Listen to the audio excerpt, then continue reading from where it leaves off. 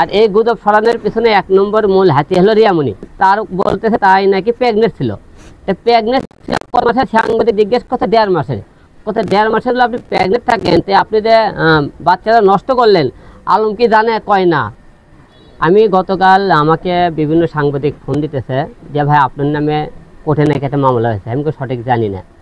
তো আমি আজকে সকালে মনে করেন কোর্টে যাই, আমি মামলার একটা নথি উঠাইলাম যে কি আমার নামে নারী শিশু একটা মামলা করেছে। মামলাটা নারী শিশু এবং ধর্ষণ মামলা করেছে, আপনারা সবাই দেখেছেন। তা আমার প্রশ্ন, যে ব্যক্তিটা আপনারা মামলা করেছে সেই ব্যক্তির কিছু কল রেকর্ড আপনারা সাংবাদিক ভাইরা সবাই নিয়ে যাবেন। তিনি কয়েকদিন আগে আপনাদের সামনে বলছে হিরো আলমের সাথে তার ভালো বন্ধুত্ব, তার মেয়ের সাথে ভালো বন্ধুত্ব, তাই সেই অনুযায়ী কিন্তু সে আমাদের বাসায় ছিল। তো আমার বাবা যখন অসুস্থ হয়, সে 2 মাস সে 32 দিন সে ঢাকায় আমার বাবা সেবা করে এবং 2 মাস সে আমাদের বাসায় সে ভাড়া ছিল। ভাড়া থাকাকালীন আমার বাবার সাথে তার একটা ভালো সম্পর্ক, মেয়ের সাথে সম্পর্ক হয়, সেই অনুযায়ী সে হসপিটাল ছিল।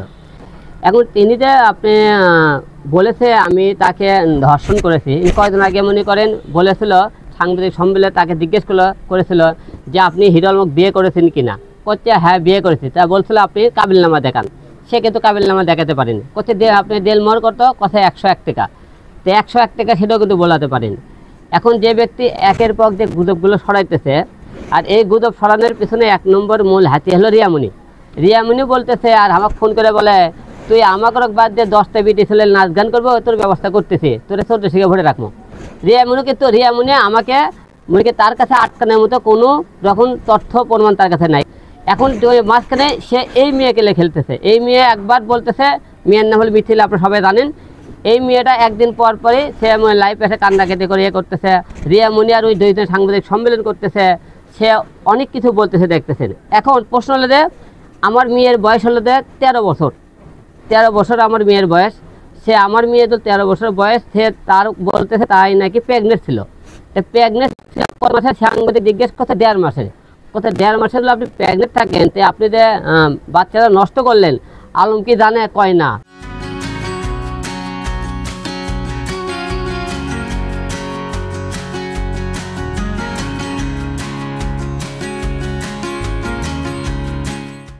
আপনি কে গর্ভবতী হয়েছে, আলম জানে? কয় না। আলমের মেয়ে 13 বছর বয়সে তোমাকে বলো বাচ্চা নষ্ট করো, তুই বাচ্চা নষ্ট করলে কাক দিয়ে, কাক শুনে? তো আমার কথা হলো যে সে যে সমস্ত বক্তব্য দিতেছে যে রিয়ামণি তাকে যে এই চালটা খেলাইতেছে এবং সে মানুষের কথা উনিয়ে চলতেছে, আমার কথা আইন চাই, সাক্ষী প্রমাণ।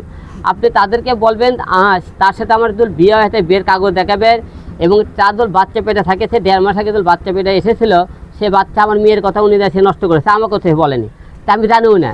তো এই তার সাথে যে আমার শারীরিক কোনো সম্পর্ক থাকে সেই প্রমাণটা আপনাকে দেখায়। কারণ ওই মেয়ে সম্পূর্ণ আপনাকে আমাকে হ্যারাসমেন্ট করার জন্য রিয়ামণি এই খেলাটা খেলতেছে। আর প্রশ্ন হলো যে আপনারা কয়েকদিন পর পরই আমি মিডিয়ার সামনে কথা বলতেছেন, এই যে আর আমার সম্মান মান কয়েকদিন পরে হয়রানি করার চেষ্টা করতেছে, অবশ্যই এদের বিরুদ্ধে একটা মানহানি মামলা অবশ্যই করবো।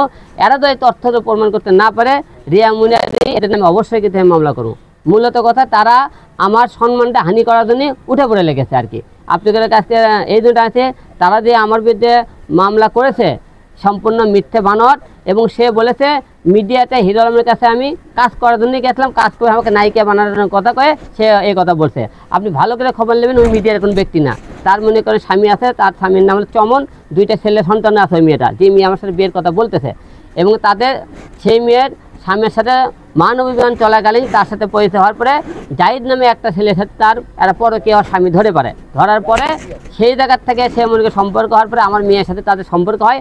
আমার পরে ঢাকা শহরে থাকার জায়গা হয় না, তখন আমার মেয়েকে আমার বাবা ভালোবেসে আমাদের বাসায় তাকে 2 মাস রাখে। 2 মাস রাখার পরে এখান থেকে তার জামাই আবার চাপ দিলে সে এখান থেকে ঢাকায় আবার চলে যায়, বাসা ভাড়া নেয়। সেখানে নিয়ে যাওয়ার পর মনে করেন আমার বাবাকে সেই সেবা করে।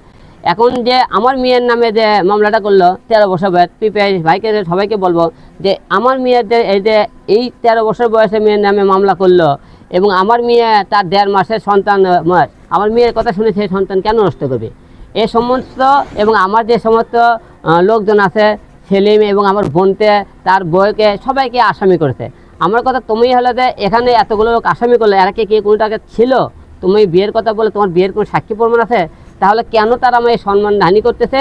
আর সম্পূর্ণ একটা শ্রেণীর লোক আগে থেকে হিরোর মুখ হ্যারাসমেন্ট করার চেষ্টা করতেছে অনেকভাবে, কিন্তু অনেক টাইমে তারা পারতেছে না পারার কারণে তারা করতেছে কি, এই রিয়ামণি কালকে দেখবেন মনে করে লাখ লাখ টাকা, আজকে দেখবেন কালকে দেখবেন অনেক টাকা দেখাইতেছে আপনাদেরও।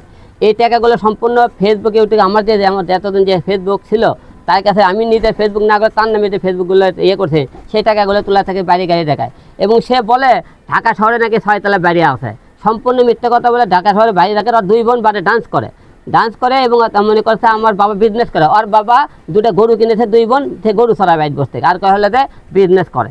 সে এই দেশ মানুষেরও একটা বাকওয়াস কথাবার্তা বলতেছে, আমার নাকি সম্মানহানি করার চেষ্টা করতেছে। অবশ্যই এটার জন্য তাদের বিরুদ্ধে অবশ্যই আমি আগামীকাল ঢাকায় যাব, ঢাকায় গিয়ে তাদের বিরুদ্ধে ব্যবস্থা নেব। 15 লাখ টাকা দেখলে তো সে দিতে পারবে। আর 15 লাখ টাকা যেহেতু আপনাকে মিডিয়ার সামনে বলতেছি, 15 লাখ টাকা আমি তো নিয়ে থাকি সাক্ষী প্রমাণ দেখাতে পারে, তাহলে অবশ্যই 15 লাখ টাকা আমি দিয়ে দেবো, সে সাক্ষী প্রমাণ দিতে পারলে। যে কোনো জিনিসই যদি মনে করেন বিয়ের কথা বলতে পারে, সে বিয়ের কাগজপত্র যদি দেখাতে পারে, তাকে আমি বউ হিসেবে গ্রহণ করে নেবো। সে যদি মনে করেন যে সমস্ত কথাবার্তা বলতেছে সে যদি প্রমাণ দিতে পারে, আমি আপনাদের মধ্যে কথা বলতেছি, আমি সব কথা আপনাকে আইন আদালতে যে শাস্তি হবে মাঠে পেতে নেবো। আদালত এই সমস্ত কথা সে প্রমাণিত না করতে পারে, তাহলে কিন্তু তাদেরকে কিন্তু শাস্তি হতে হবে। ওরা মনে করেন ধর্ষণ মামলা তো সোজা না, এখন ধর্ষণ মামলা সরকার নিয়ম করছে, কেউ যদি মুখে ধর্ষণ করে ছেলেটা যত অপরাধী মেয়েরও ততটা অপরাধী। এখন সময় 2 জনের মনে করে খালি মামলা করলে না, মামলা তো অনেকে ধারা জানেন না।